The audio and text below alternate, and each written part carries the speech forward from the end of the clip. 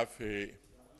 أنا كل يلي سمعتوه اليوم أنا جدا حزين لأنه يلي صار هو تعليق مقنع للدستور، وهذا التعليق المقنع لأحكام الدستور هو بمثابة انقلاب على الدولة وعلى النظام العام وعلى سيادة القانون.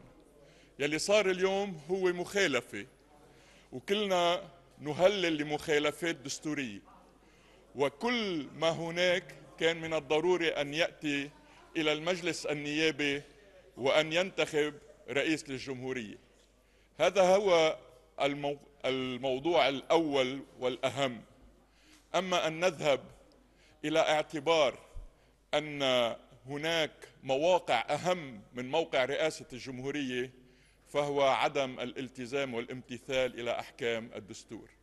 فمن مخالفة إلى مخالفة، ومن مخالفة دستورية إلى أخرى، وجميعا نبرر هذا العجز يلي 128 نايب بيتحملوا مسؤوليته بالمسؤولية المباشرة والشخصية لعدم الامتثال إلى أحكام المواد 74 75 و49 للأسف.